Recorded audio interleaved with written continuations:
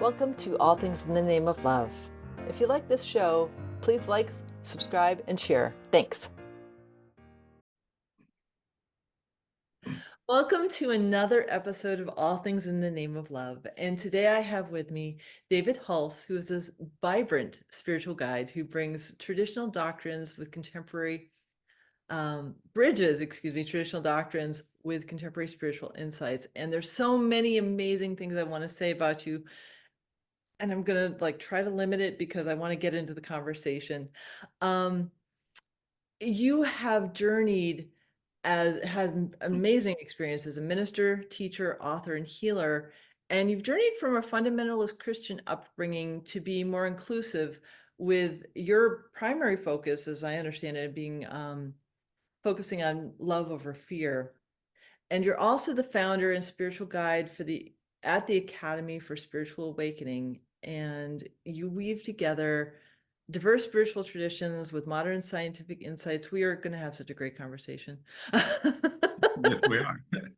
And I'm going to stop and I'm just going to start talking because I get all that you're doing, and there's a lot of synergy that we have. So thank you for being a guest. Thank you. I appreciate you having me. You're welcome. And so I want to start off with that fundamental Christian upbringing. Like I grew up in a church too, but I was a Protestant in New England. But mom was an organist, grandpa was a deacon, grandma did the cradle roll, dad was the Christian education. So I got boxed in too. So tell me about your upbringing. All right. Well, here, let's go. I was actually raised in a family of a lot of religious leaders. Okay. Believe it or not, my own aunt was my pastor, and that's in the 50s. So this was a big thing Oh. for women in those days because in the church I was raised in, women did not have a place of authority at all. But she was a pioneer. So why I'm saying that is because that gave me a new relationship with the feminine in an all masculine controlled organization and religion, which I appreciate to this day that I was able to have that experience. I think it was a great part of me. But I just have this knowing. I'm not even going to say believing, but a knowing, a real gnosis moment of the fact that there is a critical mass of souls who have incarnated into this generation and have not gone as deeply asleep into the illusion of the hypnotic world of 3D, I call it. And before we came, and I had this experience that I had made these contracts and agreements before I came into this lifetime. And I believe we're in a time of seeing those codes being activated all over the place. And people are like wondering, what is going on with my life? Where am I going? What's happening to the world? Yeah. And so I feel that I was, maybe for a better word, conscious born. And what I mean by that, that from the very beginning of my life, as I remember it, I had this different rapport with time and space, meaning that I listened to all this religion out there, but didn't feel it inside my heart. And I knew somehow that I was going to choose to follow my heart rather than what I was hearing out there in that religion. And that set me on my path at a very young age, actually. So when I was 17, I had an experience, a powerful experience, in which I received a moment of enlightenment, I guess, not the enlightenment, but a time of an enlightenment that happened to me, in which I immediately knew at the age of 17 what my path was. So when I find people who are in their 30s, 40s, and saying, I don't know what I'm here for, I don't know what I'm supposed to be doing, I never had that, because I just knew that my work was going to be spiritual work, and that I knew somehow that I wanted to research this religion that was trying to form me into its image. Now, I think our religious experience, for those that are listening that have a religious experience like you and I have, whatever they are, is energetically imprinted on our first chakra, in our tribal chakra. in Mhm. that first from conception to about 5 or 6 or 7 years old. That's kind of where we hold that first story that Mhm. we have. And I think that today, because this new energy is coming in, that all of those stories are becoming changed as we move from the story of our form to the story of our creation. So Mm. I see a little difference between the formed me, this body you're looking at, and the created me that holds that within me. Mhm. And so I began to research. I'll tell you, one of the first things that came in my mind that I knew was not my thought was nobody in the Bible spoke English. And I thought, well, what did they say? Yeah. So Yeah. I started looking up the Hebrew meanings of the Old Testament and the Greek of the New Testament and the Aramaic that Mm. most likely the Essenes spoke, and Yeah. maybe Jesus Yeshua could have spoke the teacher. So Mhm. I wanted to know what they were saying. Now I was in a religion that was warning me, "Don't you get mixed up with Eastern religion at all. It's just of the devil. It's false and whatever." And then I thought, well, where do you think the people in the Bible came from? They're all Eastern. How can we understand unless we understand the culture? So Mhm. that was what set me on my path to really be a researcher, and I Mm. began to really study that area. And I think that brought me into a level of consciousness where I started picking up a different frequency in the words. Mm. Yeah, I think everything we do holds a frequency, a root frequency to it. Mm. And as I begin to feel, I would read words, right? But I would feel the word that I was reading. And I Yeah. realized that there was hidden meanings in those words. Especially with Aramaic. Yeah, and that's the thing is the fact that the word, the true meanings of the words were held in frequency, kept mankind from taking it and messing it up like they Mhm. did the letter of the word. So Mhm. I moved into what I guess today people would call a spiritual or a metaphysical meaning of things in Mm. a way. And Mhm. I just started talking about it, and people started listening. And the next thing I knew, I had developed a ministry, we called it at that time, in which I began to go around the country, all over the United States, and just speaking to people wherever. Sometimes it'd be in a home, sometimes it'd be in a hall that they rented in a hotel, or sometimes it'd be in some church that was open enough. So that's what I've done for a lot of decades, is continue to follow this path. And then I would get into a different mindset and think, this is the one. This is where the truth is. This is the one I found. Then I would find an expanded amount of information. I go, no, there's more. So then Mhm. I would keep moving, and I've kept moving and moving and moving and moving. And I thought, I've been doing this now for several decades. What is the truth with a capital T? That was Yeah. my thing. What is the truth? And because I thought, is this religion the truth? Is this teaching the truth? Is this person have the truth? But I never found the truth. I found fragments of what was true that resonated with me, but I didn't find the truth. Mhm. So I don't know why I'm telling you this, but the thing that happened to me one day actually was actually meditating, and I just happened to open the Bible was beside me, and there was a story of Yeshua, I call him Jesus. The teacher was standing before Pilate, and Pilate says, "What's the truth?" And I was waiting for an answer. I thought he was going to preach to him or say something and try to convert him, but he didn't Right. say anything. He stood in the silence of his existence. And I Mm. realized that the truth is the I am of us. Yeah. I That's am the right. truth. Yeah. Yeah. Yeah. So when fundamentalists say to people all the time, like you can't go to God or heaven until you accept Jesus is the way. No, it's the I am that came through Jesus that is the way. And Mhm. we all share that I am, not just Jesus or any other teacher, but the I am. So anyway, that's kind of how this is built. And then in the later, moving forward, in about 25 years ago in the early 90s, I began to be interested in DNA for some reason. And I thought, people can do all this positive thinking they want, but if you don't stay positive, you go back to the the old thinking. Mhm. And Yeah. then it dawned on me one day because everything's following the DNA.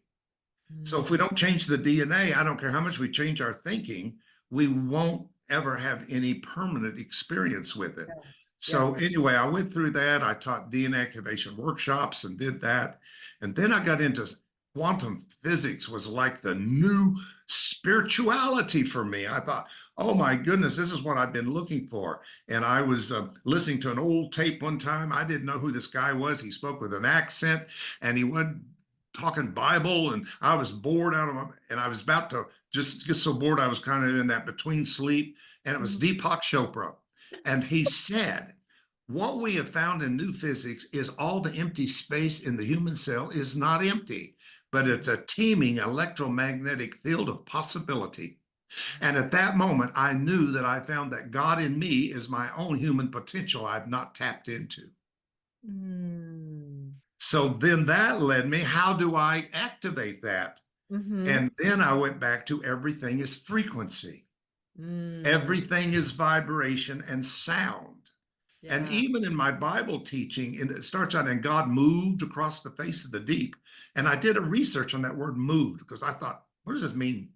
I wasn't into the old man, the sky. So I'm thinking, Right. what does it mean God moved?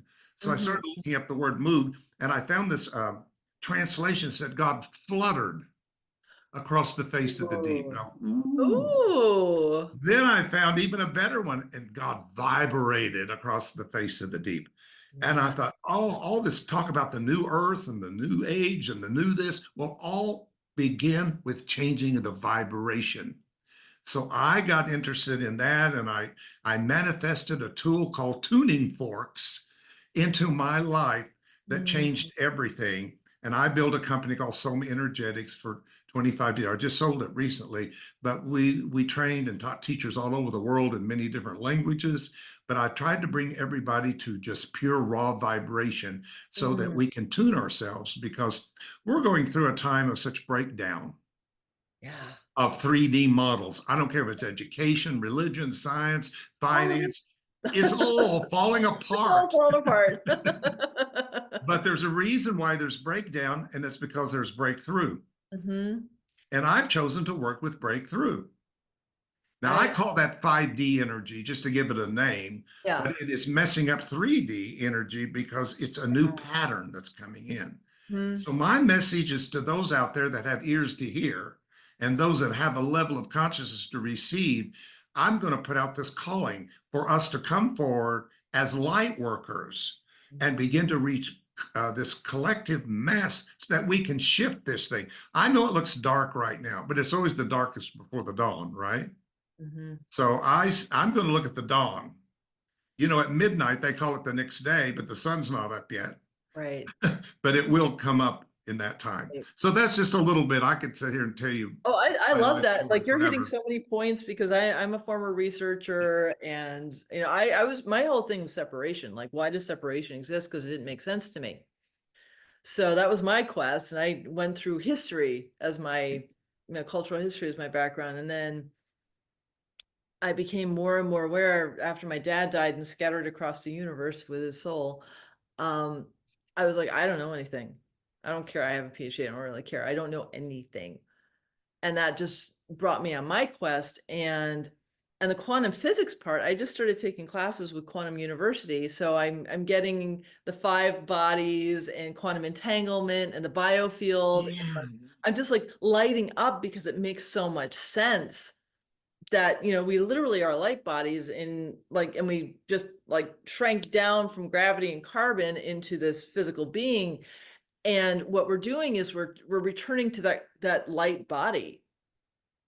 And I will say this because I'm not political, but the day of the election, I felt like this collective holding of the breath. The Ooh, next day, I felt a different frequency, like a lighter frequency. And it has nothing to do with the candidates because I don't really care about the candidates because if I give somebody else my power outside of me, like a candidate, I'm not sovereign. love it. How do I I love be that. sovereign? I don't care what anybody else is doing outside of me. How am I sovereign in my life? Well, if we're spiritual beings, we're into content, not form. See, and that's what politics is wants to do. It wants to see this character, this person, and that person.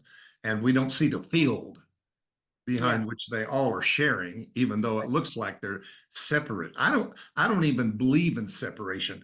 I just believe we believe in a belief in separation. Yeah. I think it's Yeah. the amnesia. Yeah, yeah, It's like I exactly. like you, I came in awake, and then unfortunately, like I grew up in Fairfield County, Connecticut in the 70s, so it was a little hard to be awake there. But I never lost my intuition, and I was like I had awarenesses as a kid, like the separation, because like animals still are my friends, like they're not separate from humans.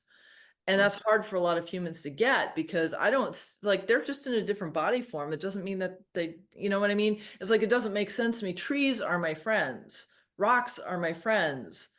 I don't care that they look different than me. If I feel the frequency of it, they're my friend.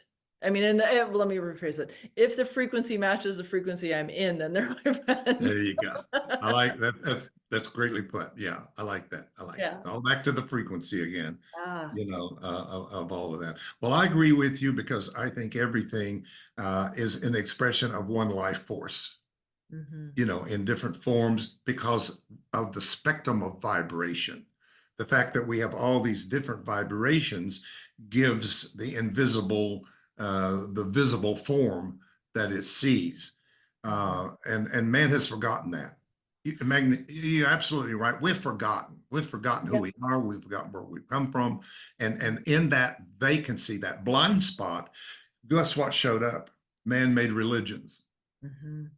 because now you don't know anything. We know everything, and we're going to tell you, and we're going to teach you, and you're going to give your soul to us, and we're going to form you into the image that we want you to be in. And that's why I think there's such an exodus right now of people Hmm. leaving organized religion. I really don't want to be an enemy of religion because I think everything fits everybody at a Hmm. certain frequency level. Yeah. Let it be its purpose. But there Hmm. is something happening in the fact that people are waking up more to being spiritual without so much dogma and doctrine and right and wrong and this and that. And Yeah. and I'm excited about that because I think that is a beautiful thing that is happening in our time that I want to be a part of. I know you are with this Um, podcast, and I oh admire you yeah. so much for having that voice. Thank you. Thank you. It's something I was called to do 5 years ago. Sort of like, you're going to do a podcast. I'm like, excuse me? What? So, I was like, what do you mean? And so actually it was 6 years ago. And the first year, I just recorded thoughts that I had and sent it to one of my friends. And then the following year, 5 years ago, um, the source came through and was like, um, I meant it. Like, no, you're actually doing a podcast. Like, you're going to actually publish and get out and do a podcast. I'm like, that's scary. Uh-huh. And you're going to do it anyways. And so since then, like everything in my life is like, okay, it's scary. If Source is telling me to do it, I do it because Source is me. And so it's like getting past that fear point, like this whole experience of me house sitting across Oregon. I'm my home. Mhm. And I've broken through the illusion of what home is, Mm. which has been very profound because I'm a homebody. Okay. And so like, but everywhere I am, I'm home. It's a different environment, but I'm still here. So like it's really fascinating because it's Mhm. just another illusion that we all like, and I've talked to people like that's really scary. I'm like, uh-huh, and I'm doing it anyways. And the only fear that we experience is the fear of the ego losing its Yeah, power. It's yeah, our innate fear. We have no innate fear, but the no, ego that's been in control so long, yeah. that's Oh, that it's beast. fascinating. Yeah, it's dissipating and it's not happy and it's Right. flexing its muscles, so to speak, for the last time as Hmm. it is being undone. And that's Yeah, why we need more teachings on undoing than before we start doing, because we got a lot to undo yeah, in our 3D karmic story that we have stored deeply within the subconscious part of ourselves. And yeah. and and I love your idea of the light because I don't. You probably know this. But a lot of people don't understand that blood that runs in our veins is congealed light. It's congealed light. It means it's light that has been made so dense into a Yeah. form of substance it's become Yeah. blood. And Yeah. there's this place in the Old Testament that says that life is in the blood. Then it said the life is the light of all mankind. Hmm. So I know people think I'm a little Not nothing me. new, but I think even our bodies are changing into a 5D vehicle of light. Hmm. Some call it the Merkabah, some call it different things, but it is a light body. And that happened in the story of Jesus when he's on the high mountain and all that of transfiguration. And it said, and he wore his light as a garment. And I thought, oh my goodness, that inner light became a light that he Yeah. wore in the outer world. And at that moment, there was no inner or outer for him. And I Hmm. think that's what we're going to Mm. find for ourselves, that we're going to break down these walls of all Yeah. this versus that and that versus this and all of that. And I think by us talking, even having this conversation and putting out this vibration and Yeah. frequency, Yeah. will help to bring down those walls that we have built ourselves. Right. We're not victims. This is No, we we've chose done this. this. We Yeah. chose all of this Yeah. for us to remember through it. Yeah. And for the food and the pretty sceneries. I mean, like,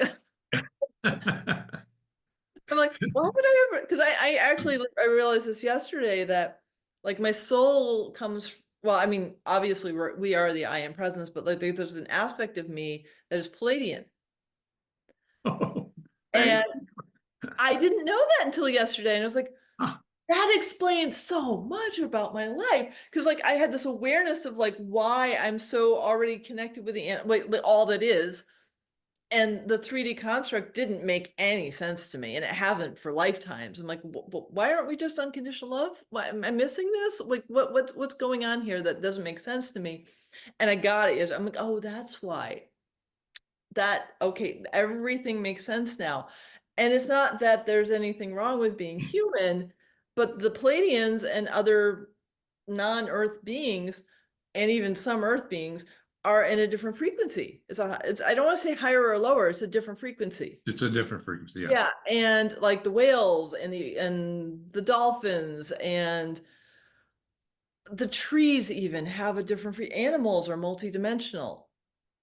I'm Yes. looking because I'm house sitting this beautiful four-legged. I absolutely adore her, and like I'm seeing how just mind-blowingly intelligent she is on so many levels that I haven't had the opportunity because she's had trauma. So it's like it's really interesting to see the soul coming out from the trauma.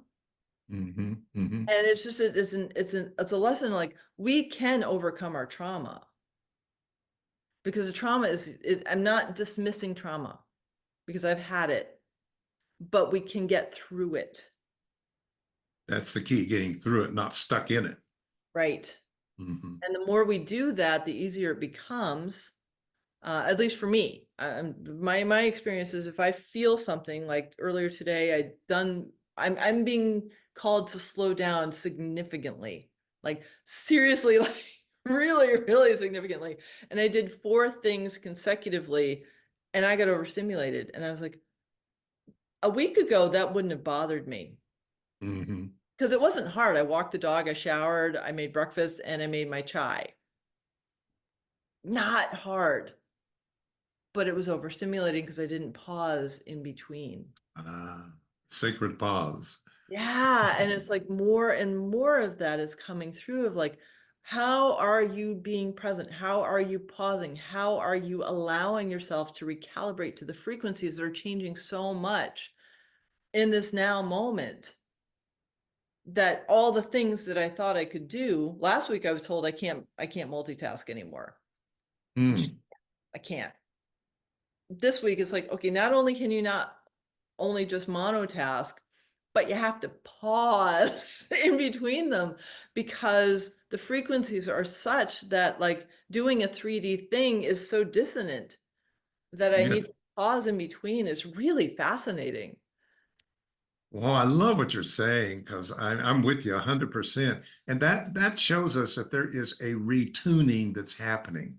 Hmm. And our vibrations are changing of what we used to be able to do. We can't do anymore because we're in the in between a Hmm. world dying and a world being born, and we're being retuned. We're kind of like the body orchestra, the orchestra that you go to the symphony and you Hmm. walk in and everything's tuning and it sounds awful. The strings are, too tight, too loose, this, that, and another. And that's kind of Hmm. the noise that we hear now.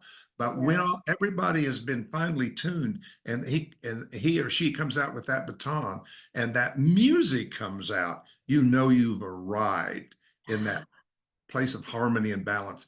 I think that's what's going to happen, even in the midst of all the predictions that I'm hearing. This is going to happen. It's going to be the worst year in 2025. But I think in the midst of all of that is going to come a new sound that we Mm, never heard before that's going I to love give that. us alignment.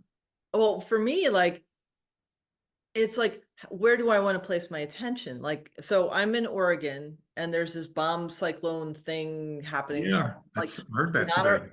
not around me, not around me, because I'm not believing it. I'm like, I Well, know. I'm in Charlotte, North Carolina, Oh, where the cool. hurricane is about an hour and a half north of me, Oh, and wow. all that is, and went right by. I mean, as close as it could get, and didn't Wow. touch my city at all. Oh, fascinating. It's Yeah, so fascinating because I learned about it on Saturday. I'm like, yeah, that doesn't feel aligned for me because I'm not choosing to have an artificially created construct from Alaska come down with 100-mile-hour winds on the west coast of on the west coast of the United States. It doesn't happen. It's not even real. It's a fear tactic. And yes. I'm choosing not to believe it because like I don't need it. You listen to you talk about how that you've been getting these downloads of slowing down, no multitasking. That just shows that we are waking up. Yeah. We are becoming conscious beings because Yeah. we've lived a very unconscious life, and we've lived in the reactive part of ourselves in Yeah. which we've reacted and Yeah. not really been proactive at all. So to me, when I hear those things, I know it's working. People are waking up. And that's why I Yeah. named this academy, the Academy for Spiritual Awakening, Mhm. because that's the thing that's fascinating. Even my Bible thing, I've noticed from all through the Bible, it was awake. Adam went to sleep and a Mm, deep sleep came on Adam. And then I asked, well, where did he wake up? He didn't wake up. So that means that everything that the story of Adam was, he was asleep in the illusion of himself, saw mhm. himself separate, Mm. made her separate, lost Yeah. his own feminine side, and all of that. And then I believe that Adam incarnated enough to become the awakened Adam as Yeshua Jesus, who it says Mhm. is the last Adam. So Jesus symbolically represents me awake out of the sleep of illusion. Yeah. Yeah. Now, I use the phrase I'm here to remember and embody my Christ consciousness. And I said this to one of my girlfriends recently, and she said, that sounds really scary. I said, it doesn't matter. That's what my soul wants me to do. So it doesn't matter if I have to face fears, if I have to face the illusions of whatever's in my sub or unconscious self. I don't care. It's not gonna kill me. I may have anxiety from it, but that's just me paying attention to me loving myself more. It's Right, not like right. it's not like, Like, oh, here's part of me that didn't feel loved before. I'm going to be present with it and love it so I can get back into harmony. There's really nothing that's that scary that if you have the tools, of course, you can just be present with it. yeah, I like the idea. I was just saying this Sunday to the group that right now we need the right tools until we don't need tools. Yeah. Yeah, tools is going to be like my tuning forks or sound vibration, bioenergy work, all of that kind of Reiki, all those wonderful things that we've been Oh, yeah. learning, a lot of us for the last 2 or 3 decades, are the Yeah. tools that's going to get us through this time Yeah. before we really are truly awakened. There's a line in A Course in Miracles, which is kind of an influence on me, that says the body is for communication until real communication is. So Mm. there's a better communication system out there, and we need a better Yeah. communication system Yeah. that's waking up in us. Yeah. Yeah. And I mean, I know for myself, I do a lot of somatic work because I was an expert in numbing myself out. Mm. And I mean, sensitive people do that. And so when I started learning somatic work, my body was so happy because I was finally listening to it. And because, like, I'll say it hasn't happened in a while, which I'm really grateful for, but like, let's say 6 months ago, I'd feel something wake me up at like 2, 3 in the morning. And then I tune into my body and I just ask if it needed attention, and I just slow down and be completely present. I just like stop any thoughts and just be present with whatever my body was telling me. And after about a month of doing this every single day, whatever it was went away. And consciousness will do that. Hmm. Yeah. It cuts through the illusion. Yeah. It's Yeah. like the light that shows that the darkness did not exist in the first place. There is no source of darkness. There's Right. a source of light, but the Hmm. absence of that light we call darkness. And that's the great illusion that I think we're coming out of, is all this duality, this and that, and really coming to that place. Yeah. Yeah, I love your language. I'd like to go back to when you were talking about home. Yeah. I really like that idea that Yeah. whatever house or home you're in, you're home. Yeah. Yeah, It was a crazy revelation because I was living with a friend. He sold the house and I was given the opportunity to get an apartment. And my source self said, "Why are you lowering your frequency?" mm, I was like, interesting. That's a really interesting concept because I like, you know, subtle. That's like a thing. It's a program. right. The next day, I was guided to sign up with trusted house sitters. And I've been bouncing around Oregon since September 15th, and I will through the end of January. And then I have no idea what my next step is because I'm just tuning in. I don't have any expectations or attachments or anything. And what it's shown me after the first few weeks of me being in sympathetic mode, because it's stressful to move constantly, but I've gotten it to a science. I know how to do the packing right. I'm sure you do.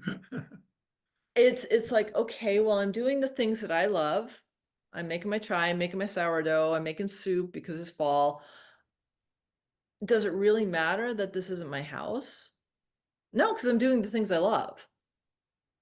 So what is the thing that makes me think a certain place is going to be my security? Mm, And there isn't. I'm safe now. Somebody else's house. I'm watching their dog for a couple weeks and then I get to go somewhere else. So it really is like, what makes me feel safe?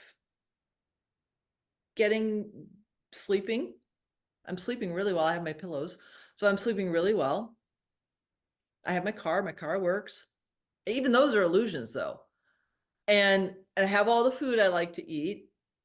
What do I need? Really, what do I need? Like, what makes this different than a home that I would have? Nothing. right, right. Absolutely nothing. So, like, what is the factor that makes home home for me? Well, of course, I hear all of this on a metaphysical level, Yeah. and the fact that, and this is just my take or belief, Yeah. that we are created beings, and there is a creator. I can't always define it, but Right. I define it as it individualizes itself as the I am that I am. That's Hmm. how I know it when I know Yeah. myself. But I believe that we were created in the mind of that creator as an idea of itself. Mm. And that's home. Yeah. Home is in the mind of my creator. Yeah. And remember there's a little story that's kind of well known about the prodigal son Hmm. in the Bible, and how that he left the father's house and went out and did his thing and spent it all and riotous living. And he thought he had left the father, that he left home. Hmm. But when he decided and came to himself, he started back on the path of awareness. And when he became aware enough, he saw that there was somebody with his father. And it was himself who never left home. Mm. And that's why I think at a deep level, we can feel that we're Yeah. always home. Oh, yeah. Now, the houses could represent different bodies, Right. but I'm always home, even if I get a Right. different house. Yeah. And what a feeling to always feel like you're at home, no matter Yeah. what's going on in the illusion in the world of 3D. We have not left our home, our Right. state of being. Yeah. Yeah. Yeah. And that's been the most powerful lesson I've learned in the past couple months is just like, why, oh, and like how overstimulated I get, how quickly I get overstimulated because like if I'm going to feel at home, that's a full-time job in the best possible way because I'm not looking outside of myself for anything. And that's disconcerting for many because like I have no idea what's going on in the news. I really don't. I don't care because like is it going to bring me joy? Not really. Then why do I care? Like if I'm doing what brings me joy and I'm being present with myself, isn't that how we're supposed to be? Well, and that shows that our frequency has changed. Yeah. We're in this world, but we're not of this world. I know that's overused, but it's so Oh, it's true. so true. It's so I've true. still got to be in this 3D world for a while. It's not completely dissolved and gone. I'm not 100% awake from it. So I got to live in it. But at the Mhm. same time, there's a part of me that has shifted to a higher frequency. Yeah. And sometimes that causes what I call divine stress. It's not the bad stress, but it's the stress of readjusting, Mhm. retuning Yeah. into frequencies that are going to soon become normal to us. Mhm. Love's going to be a normal thing. Now we got to work on a little bit. We Yeah. really do. In 3D, you have to work on these things. You got to hold that thought of love, and you got to remind yourself all the time, I should love and not judge somebody. And then we slip and we judge. But I think 5D is bringing in new norms for us. Yeah. That love is not going to be an emotion that we do; it's a being that we are. Mhm. Yeah. I love that. I love that because like so this beautiful four-legged that I have, she had she's had some sort of trauma. I don't know what it is yet because she hasn't let me do a session on her yet.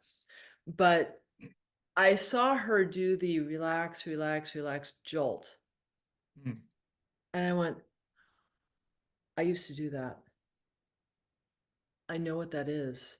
And so I just put my hand on her and I pet her really softly and I sang to her. And she finally just went into a really deep sleep. And I was like, that's love. That's the love is like recognizing that part of me that I had to do self-compassion for and being able to share that compassion with another being who's going through the exact same thing that I used to remember because it was in my DNA. Wow.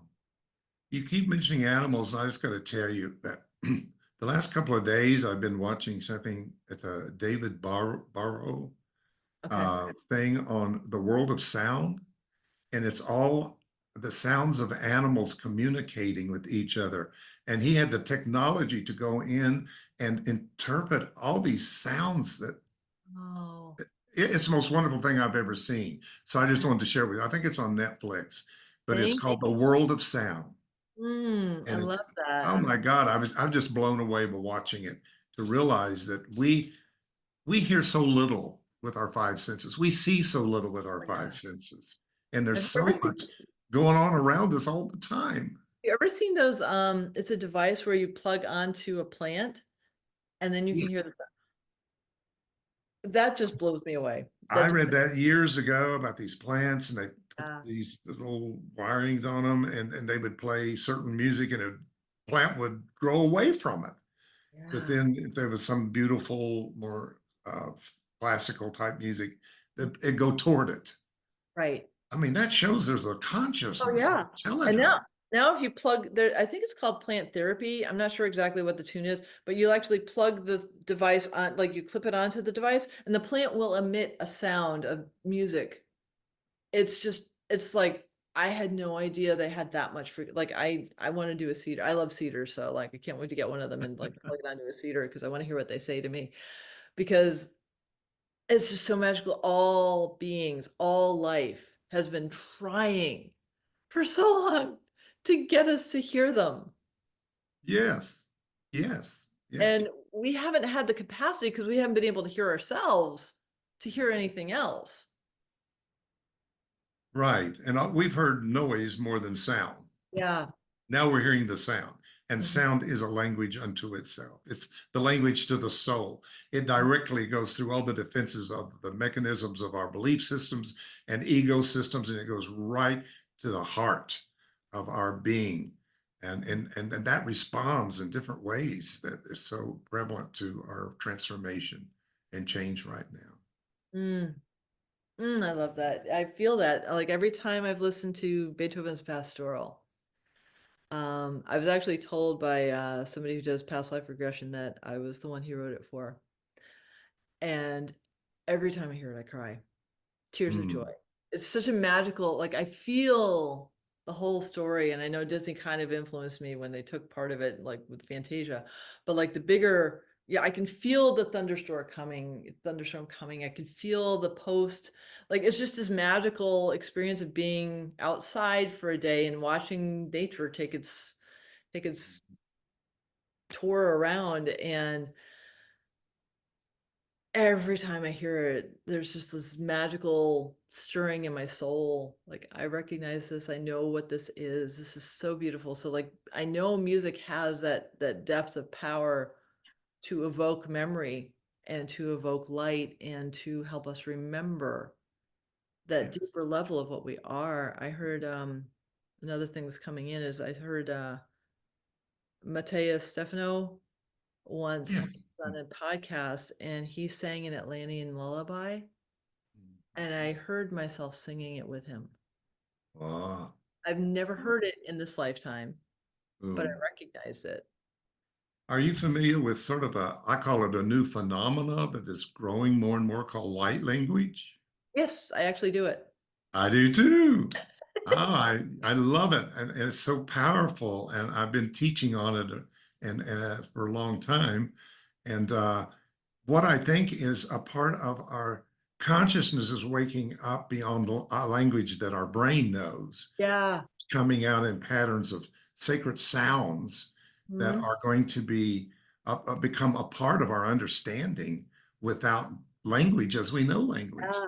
Yeah. Exciting, isn't it? it's amazing. I had a friend in Mount Shasta when I was living there a couple of years ago. He looked at me and he said, "You've been doing light language for several years, haven't you?" And I'm like, "I didn't know that, but I do this when I'm driving." And like one Mudras, hand's on the wheel and the other hand's yeah. doing, I'm like, People doing mudras and all of that yeah, is and light I didn't language. know that was light language. I just thought my hand was like doing some crazy beat thing. I had no idea. And he's like, "Oh yeah, yeah." And so like he was trying to start a light language like just place for all of us to speak, and it never materialized. Mhm. But I had a friend who was trying to learn it, and I'm like, "How do you learn it?" Because You like it don't just comes learn it. through. It No, just no, you don't comes learn it. That's the worst thing you can do. Is I'm going to learn light language. That's your block right there. because there's so many different kinds. It's like what comes through me is gonna be something different from what comes through you. Mhm. And I remember being in a Zoom class, and we broke out in workshop, or those little things, and some woman was talking to me, and I responded, and we were having some sort of conversation that neither one of us understood on here. Understand? Awesome. I understand. Well, that's exciting. I'm really excited about it. Of course, what I grew up into, there was something called speaking in tongues or glossolalia. Yeah. So that happened to me at 17 years old. And I kind of put that away when I got out of the church and religion. I thought that's just too Pentecostal. Yeah, yeah, yeah. But then the light language showed up, and I said, "Oh my goodness, this has gone to another level. It's a completely Yeah. different thing than Yeah. some emotional religious thing." And so I'm excited to see it showing up I in my I time love again. that. I was laughing because I way back in my 20s, I was working with a guy who was a Pentecostal in Connecticut, and he wanted to play me a tape of, you know, speaking tongues. And I hear somebody speaking tongues, and they hear this. I'm like, "What was that?" And Oh, he said, they "Oh, fell my out? God, somebody fell down." And so my first thought was she okay? I They didn't know call what that. falling out in the spirit, they call it. Yeah. I was like, she, like, he was like, of course she's okay. She was talking to my spirit. I'm like, no, no, no. Like, that's not what I'm asking. She physically okay? Did you get bruised? Because I didn't know. And he was just looking at me like, you're just not like, you have no idea. And like that kind of like, oh, you cute little thing. You think you're religious. Mhm. I'm like, well, no, I'm genuinely concerned about your wife. Like, Yes, I've seen that happen, and it has happened to me. okay. And I asked Spirit, what happens at that moment? And Yeah. what it gave me was like your body is 110, and then energy comes in at 220, Okay. and the body can't hold it. That totally makes sense. So the body just gives away to that higher frequency, that Oh, wow. magnetic electrical energy. That actually there is such a thing. Now there's a lot of nonsense too that goes on in these things, like everything else. But Right. there's real experiences because it's a type of. I went down as one person and I get up as a new person. That's Mm. what it symbolizes. I go down, the old person dies, and Yep. I'm rebirthed into a new person. Oh, So I love that's what that. that's about. I know it's bizarre, but there's always deeper meanings to these Oh things. yeah. I'm gonna go Yeah, I just deeper. I just remember him saying it. And I mean, we're sitting in his car and he was playing this tape and I'm like, okay, this is I thought I was working for a mortgage company. I'm kind of confused here. What is going on? So, but I mean, I appreciate the fact that he was exposing me to something different and new because I mean, Sure. Protestants don't do anything like that. We think the No, no, first no, two verses of a hymn and we're good. no. So yeah, it's really interesting because like I have family members that are Catholic. And they really think I'm crazy. Maybe we are. I don't know. I still feel Maybe I'm we not are crazy. It's all relative. Who is and who isn't. right. Yeah, Craziness it really is like subjective. yeah. Very 'Cause I feel subjective. I'm pretty normal. I just understand quantum physics from both left and right brain, which I think is really cool. Mhm. Um, and I love seeing how it manifests in sessions that I do. So it's just fun and fascinating. I feel like I'm a little kid opening a present every time I do a session because I have no idea what's in it. And That's the exciting part, isn't it? yeah. Is whatever it is the present thing that happens, not Hmm. what you learned. We can go learn these techniques and then we repeat them over and over. That's a Western model. Right. Yeah, that's like a Oh yeah, doctor yeah, yeah. doing the same thing over and over. But we got to be very present as practitioners Hmm. and channel. We're facilitators. One thing Oh yeah. all the people that I taught, I said, do not call yourself a healer. Mhm. I am not a healer. I believe in self healing, but I'll facilitate your self healing. Yeah, Thank you. because I'm telling you, when you start calling yourself healer, you're into a label, and labels are ego. Yep. No, I completely agree. I facilitate sessions. I literally channel sessions, which is really fast. This is why it's so much fun because I have no idea what's going to come through. I go out of my left brain and I'm like, my handwriting goes to hell, and I try to read what I write, and it's just fascinating because I have never I don't know. I know that I use body talk as a system that Yes, I'm familiar with that. Yeah, yeah. and so, but what comes through I don't know what it's going to be because Yeah. it's based on what typically the animal tells me, and I'm just the conduit. And now they started telling me stories to their humans. Now it's like because I'm expanding, they're like, "Oh, she's open to do more things." Okay, cool. And it's really fun because like is that as we go into this expansion of remembering who we are, more and more things come through. It's just fun. And it should be. Yeah. It should be. Mm, I love it. I love your language. You've got my language that I get and I understand. So thank you. beautiful. Thank you. I appreciate that. Well, I am feeling that we could go on for hours, and I'm recognizing time constraints. So I'm going to ask the question, how do people find you? Okay. Your listeners can find more at davidhulse.com. Now, my last name is like a pulse with an H, David Hulse. And I try to say I got the spiritual pulse of things. So I'm trying to find that. Mm. So we have what is called the Academy for Spiritual Awakening. And what I've tried to create online is kind of a sanctuary, a safe place where people are kind of at that place in their path where they're seeking higher consciousness and to accelerate their spiritual enlightenment. And it's Mm. definitely a space of non-judgment, and the place in which they can be a part of a supportive community and kind of thought-provoking teachings. I tend to provoke people a little bit to think for themselves. Yay. Don't take what I say. I want you to really run it through your own contemplation and see if it resonates with you. So Mm. your listeners can sign up for a free awakening sampler, we call it, that offers them a preview of spiritual courses, audio books, meditations, and community that's found in the Academy. So I hope that those out there that have a resonant vibration with what we've talked about and what I've been able to share will get on www.davidhulse.com. And we'd love to have you a part of this new community. This is brand new, just launching it as I speak. So we're really looking for those who are of like mind, that we can come together and create a morphogenic field of power and change and transformation. Mm.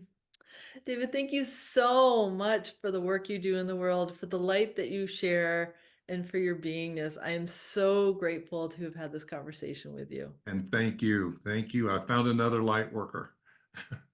It's we're coming together. We're coming Yes, together. it's time. Mhm. Thank you again. I enjoyed Yes, it. Let's do it again sometime. We got more to say. definitely. All right.